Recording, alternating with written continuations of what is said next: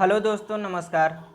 तो जैसा कि हम लोग बिहार टीजीटी हिंदी के लिए प्रश्नोत्तरी कर रहे हैं और उस पर हम लोगों ने 35 प्रश्नों को कर लिया था। आज हम लोग प्रश्न नंबर 36 से हल करेंगे। यदि आपने पिछली वीडियो नहीं देखा है तो नीचे डिस्क्रिप्शन बॉक्स में लिंक है, वहाँ से जा कर के देख सकते हैं। तो जैसा कि आज का पहला प्रश्न रहेगा कि रास पंचाध्याय के रचयिता हैं सूरदास, नंददास, परमानंददास, कृष्णदास। आप लोग सही उत्तर का चयन करें। तो आपका जो सही उत्तर हो जाएगा रास पंचाध्याय नंददास की है और ये एक प्रकार का खंड काव्य है। खंड काव्य, देखिए काव्य का प्रकार भी याद किए रहिए कि प्रबंध काव्य है, खंड काव्य है, क्योंकि एग्जाम में आपसे ये पूछ दिया जाए कि नंददास की जो रचना रास पंचाध्याय वो किस प्रकार की रचना है, तो आपको कोई दिक्कत ना हो। अगला प्रश्न हम लोग देखेंगे कि रसखान का संबंध किस काव्य धारा से है। राम भक्ति शाखा, कृष्ण भक्ति शाखा, रीति काव्य, सूफी काव्य। तो हम लोग जानते हैं कि रसखान श्री कृष्ण के बाल लीलाओं का वर्णन किए हैं, तो आपका सही उत्तर हो जाएगा कृष्ण भक्ति शाखा। अगला प्रश्न है कौन सी रचना रसखान की नहीं है, और आपके सामने ऑप्शन है प्रेम वाटिका, सुजान रसखान, दान लीला, अनेकार्थ मंजरी। तो आपका जो सही उत्तर हो जाएगा वो हो जाएगा अनेकार्थ मंजरी। ये जो रचना है ये नंददास की है। बाकी और जो रचनाएं हैं दान लीला, प्रेम वाटिका, सुजान रसखान, ये सब रसखान की रचनाएं हैं। तो नहीं पूछा था तो इसलिए आपका डी ऑप्शन सही हो जाएगा। अगला प्रश्न है कि युगल शतक के रचनाकार हैं नंददास, श्रीभट्ट, ध्रुवदास, सूरदास। सही उत्तर का चयन करें। तो 39 का आपका जो सही उत्तर हो जाएगा वो श्रीभट्ट हो जाएंगे। श्रीभट्ट ने युगल शतक लिखा है। अगला प्रश्न, प्रश्न नंबर 40 कि सूरदास के किस ग्रंथ में रीति विवेचन है। आपके सामने ऑप्शन है सूर सागर, साहित्य लहरी, सूर सरावली, उपयुक्त में सभी। तो 40 नंबर का जो आपका सही उत्तर होगा वो हो जाएगा साहित्य लहरी। इसी में रीति विवेचन है और साहित्य लहरी में दृष्टिकूट पद भी मिलते हैं और इसमें नायिका भेद का भी जिक्र है, तो इसलिए आपका बी ऑप्शन सही हो जाएगा। अगला प्रश्न देखते हैं, प्रश्न नंबर 41 कौन सा ग्रंथ भ्रमर गीत परंपरा का है। और आपके सामने देखिए ऑप्शन दिए गए हैं भंवर गीत, उद्धव शतक, भ्रमरदूत, ये सभी। तो जैसा कि भ्रमर गीत परंपरा का ये सभी रचनाएं हैं। ठीक है। अगला प्रश्न, प्रश्न नंबर 42 रीतिकाल में किस प्रवृत्ति की प्रमुखता शुक्ल जी ने मानी है। अलंकारिता, चमत्कार प्रदर्शन, रीति निरूपण, उपयुक्त में से कोई नहीं। तो जैसा कि आपका 42 का जो सही उत्तर हो जाएगा वो हो जाएगा रीति निरूपण। देखिए रीति निरूपण में रस, छंद, अलंकार, सब, नायिका भेद, सब कुछ आ जाता है। ठीक है, तो इसलिए आपको 42 का सी ऑप्शन सही हो जाएगा। अगला प्रश्न है कि घनानंद किससे प्रेम करते थे। उनकी प्रेमिका क्या नाम था। सुजान, जान, मालिनी, माधुरी। तो 43 नंबर का आपको जो सही उत्तर हो जाएगा वो हो जाएगा सुजान। घनानंद जी सुजान से प्रेम करते थे। इनमें से रीति सिद्ध कवि कौन सा है। बिहारी, केशव, घनानंद, देव। तो 44 नंबर का आपका जो सही उत्तर हो जाएगा वो हो जाएगा बिहारी।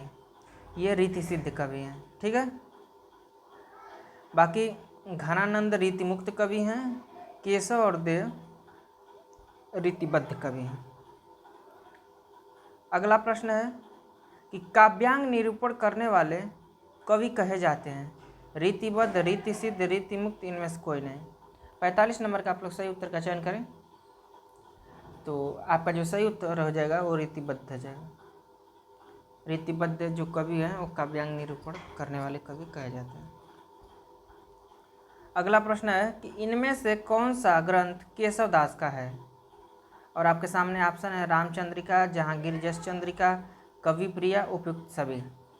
तो जैसा कि ये तीनों रचनाएं आपके केशव दास की हैं, इसलिए आपका डी ऑप्शन सही हो जाएगा। प्रश्न नंबर 47 देखते हैं कि रीतिकाल का सर्वाधिक लोकप्रिय कवि कौन सा माना जाता है? केशव, बिहारी, देव, घनानंद। 47 नंबर का आप लोग सही उत्तर का चयन करें तो 47 का आपका सही उत्तर हो जाएगा बिहारी। बिहारी जो हैं वो सर्वाधिक लोकप्रिय कवि माने जाते हैं क्योंकि इन्होंने मात्र 700 दोहों को लिख करके 700, कुछ लोग 13 मानते हैं, कुछ लोग 19 मानते हैं, और ये रीतकाल में अपनी पैठ बना लेते हैं। अगला प्रश्न यही है कि बिहारी सतसई में दोहों की संख्या कितनी है? 700, 710, 719, 738। तो आपका जो सही उत्तर हो जाएगा वो सी ऑप्शन हो जाएगा 719। देखिए जगन्नाथ दास जो रत्नाकर हैं उन्होंने बिहारी के 713 दोहे माने हैं, बाकी ज़्यादातर मत है 719 दोहों का ही, तो इसलिए आपका सी ऑप्शन सही हो जाएगा। अगला प्रश्न है प्रश्न नंबर 49 कि केशव द्वारा रचित महाकाव्य का नाम है? कवि प्रिया, रसिक प्रिया, रामचंद्रिका, जहांगीर जस चंद्रिका। 49 का आप लोग सही उत्तर का चयन करें तो आपका सही उत्तर हो जाएगा रामचंद्रिका। ये रामचंद्रिका महाकाव्य है और इसको केशव दास ने एक ही रात में लिख करके पूरा कर दिया था। प्रश्न नंबर 50, इनमें से भिखारी दास का ग्रंथ कौन सा है? काव्य निर्णय, कवि कुल कल्पतरु, कवि प्रिया, रस पीयूष निधि। 50 नंबर का आप लोग सही उत्तर का चयन करें तो आपका सही उत्तर हो जाएगा काव्य निर्णय। ये आपके भिखारी दास की रचना है। बाकी कवि कुल कल्पतरु जो है वो चिंतामणि का है, चिंतामणि। और कवि प्रिया केशव दास का है। रस पीयूष निधि सोमनाथ का है। तो ये चीज़ आप लोग नोट डाउन कर लीजिए। अगला प्रश्न हम लोग देखते हैं 51 नंबर कि सेनापति के ग्रंथ का नाम है? पद्माभरण, कवित्र रत्नाकर, रसिकानंद, श्रृंगार विलास। 51 नंबर का आप लोग सही उत्तर का चयन करें तो सेनापति का जो ग्रंथ है उसका नाम जो है वो कवित्र रत्नाकर है। ठीक है, इसलिए आपका बी ऑप्शन सही हो जाएगा। अगला प्रश्न 52 नंबर कि कवि वचन सुधा के संपादक थे? बताइए। श्री पूजन सहाय, भारतेंदु हरिश्चंद्र, बद्रीनाथ चौधरी, प्रेमघन, माखनलाल चतुर्वेदी। बताइए कवि वचन सुधा का संपादन किसने किया? अभी तक रीतिकाल के प्रश्न चल रहे थे, अब आधुनिक काल के प्रश्न आ गए हैं। तो 52 नंबर का जो आपका सही उत्तर हो जाएगा वो हो जाएगा भारतेंदु हरिश्चंद्र। इन्होंने ही कवि वचन सुधा पत्रिका का संपादन किया। अगला प्रश्न है 53 नंबर कि कौन सी कहानी चंद्र शर्मा गुलेरी की है? पंच परमेश्वर, उसने कहा था, ताई, कानों में कंगना। तो 53 नंबर का आपका सही उत्तर हो जाएगा उसने कहा था। उसने कहा था फ्लैशबैक पद्धति की कहानी है जिसका मुख्य पात्र लहना सिंह रहता है और नायिका सुबेदारनी। अगला प्रश्न है 54 नंबर कि इनमें से भारतेंदु का नाटक कौन सा है? सत्य हरिश्चंद्र, अंधेर नगरी, भारत दुर्दशा, उपयुक्त सभी। तो हम सभी लोग जानते हैं कि भारतेंदु हरिश्चंद्र ने ये सभी नाटक लिखा है। इसलिए आपका डी ऑप्शन सही हो जाएगा। अगला प्रश्न है कि अंधा युग किसका गीत नाटक है।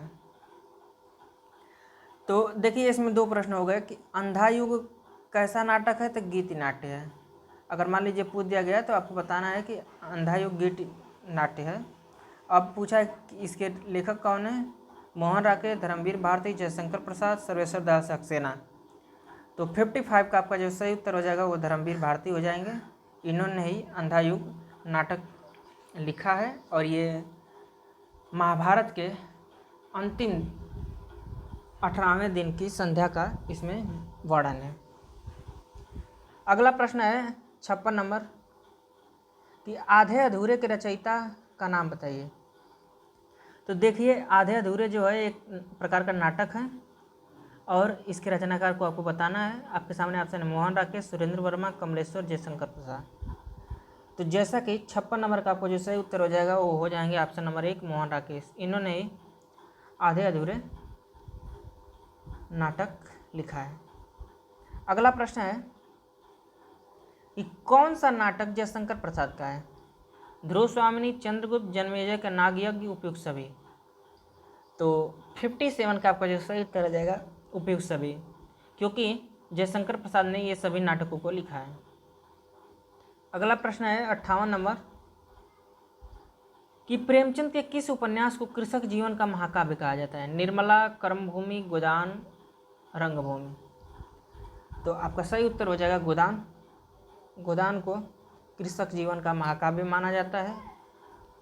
इसमें होरी के किसान जीवन से लेकर के मेहता, मालती और इस तरह से शहरी पृष्ठभूमि, ग्रामीण पृष्ठभूमि दोनों को मिक्स करके आपके प्रेमचंद जी ने इस उपन्यास को लिखा है 1936 में। अगला प्रश्न देखेंगे 59। ये प्रश्न है कि कफन कहानी के लेखक हैं और आपके सामने ऑप्शन है प्रेमचंद, जयशंकर प्रसाद, कमलेश्वर, राजेंद्र यादव। तो सही उत्तर का आप लोग चयन करें तो आपका सही उत्तर हो जाएगा प्रेमचंद। देखिए यदि मेरी वीडियो आपको स्लो लग रही हो तो आप 2x स्पीड पर करके देख लीजिए, आपको बेटर फील होगा। अगला प्रश्न है 60 नंबर कि हिंदी का पहला समाचार पत्र माना जाता है। भारत मित्र, उदंत मार्तंड, बनारस अखबार, हिंदी प्रदीप। तो जैसा कि हिंदी का जो पहला समाचार पत्र है वो बंगाल से निकला था और उसका नाम है उदंत मार्तंड। ठीक है। अगला 61 नंबर प्रश्न कि सरस्वती पत्रिका के संपादक संपादन से नहीं जुड़े थे। कौन इसके संपादन से नहीं जुड़ा था। महावीर प्रसाद द्विवेदी, पद्मलाल, पुन्नालाल बख्शी, श्री नारायण चतुर्वेदी, प्रताप नारायण मिश्र। तो 61 का आपका जो सही उत्तर हो जाएगा वो हो जाएगा प्रताप नारायण मिश्र। प्रताप नारायण मिश्र सरस्वती पत्रिका के संपादन विभाग से नहीं जुड़े थे, बाकी और सभी लोग जुड़े थे। अगला प्रश्न है कि महावीर प्रसाद द्विवेदी ने सरस्वती पत्रिका का संपादन कब से कब तक किया। 1900 से 1918 तक, 1903 से 1920 तक, 1905 से 1925 तक, और इनमें से कोई नहीं। तो सही उत्तर का आप लोग चयन करें। 62 नंबर का सही उत्तर क्या होगा। तो जैसा कि हम सभी लोग जानते हैं कि महावीर प्रसाद द्विवेदी जी ने सरस्वती पत्रिका के लिए बहुत योगदान दिया था और इन्होंने 1903 से लेकर के 1920 तक इसका संपादन कार्य किया।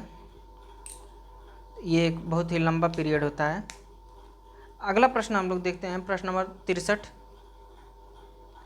कि द्विवेदी युग में रचित प्रथम महाकाव्य है।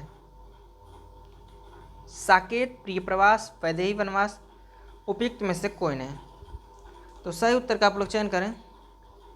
तो 63 नंबर का जो आपका सही उत्तर हो जाएगा वो हो जाएगा प्रियप्रवास।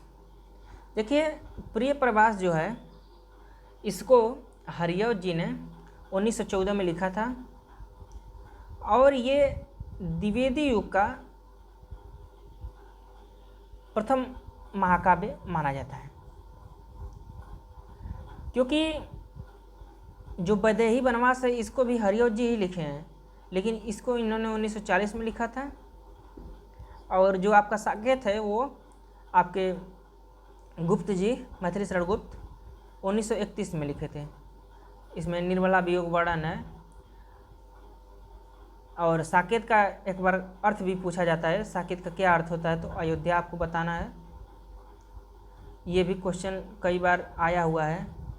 और साकेत को गुप्त जी ने लिखा है, प्रिय प्रवास को हरिऔध जी ने लिखा है, वैदेही वनवास को भी हरिऔध जी ने लिखा। प्रिय प्रवास में सर्ग पूछ देता है, तो प्रिय प्रवास में 17 सर्ग हैं, ये आप ध्यान दीजिए। और वैदेही वनवास है, इसमें 18 सर्ग हैं, ये भी ध्यान दीजिए। तो इतनी चीज़ें आप ध्यान दीजिए, ये सब चीज़ें इंपॉर्टेंट हैं, आपके क्वेश्चन में पूछी जा सकती हैं। अगला प्रश्न है कि द्विवेदी युगीन काव्य की भाषा है ब्रजभाषा, खड़ी बोली, अवधी, भोजपुरी। 64 नंबर का आप लोग सही उत्तर का चयन करें, तो आपका सही उत्तर हो जाएगा खड़ी बोली। अगला प्रश्न है कि कौन सा समाचार पत्र बालकृष्ण भट्ट द्वारा संपादित है? ब्राह्मण, हिंदी प्रदीप, कविवचन सुधा, भारत मित्र। सही उत्तर का आप लोग चयन करें, तो जैसा कि 65 नंबर का जो आपका सही उत्तर हो जाएगा वो हो जाएगा हिंदी प्रदीप, क्योंकि बालकृष्ण भट्ट ने हिंदी प्रदीप का संपादन किया। अगला प्रश्न है 66 नंबर कि शीशंभु के चिट्ठे में किसको व्यंग का निशाना बनाया गया है? लॉर्ड कर्जन, वारेन हेस्टिंग को, जनरल डायर को, लॉर्ड माउंटबेटन को। 66 का आप लोग सही उत्तर का चयन करें, तो आपका सही उत्तर हो जाएगा लॉर्ड कर्जन को। बाल मुकुंद गुप्त ने लॉर्ड कर्जन के माध्यम से व्यंग लिखा है। अगला प्रश्न है 66 कर्कनासा की हार किस विधा की कृति है? आत्मकथा, जीवनी, कहानी, उपन्यास।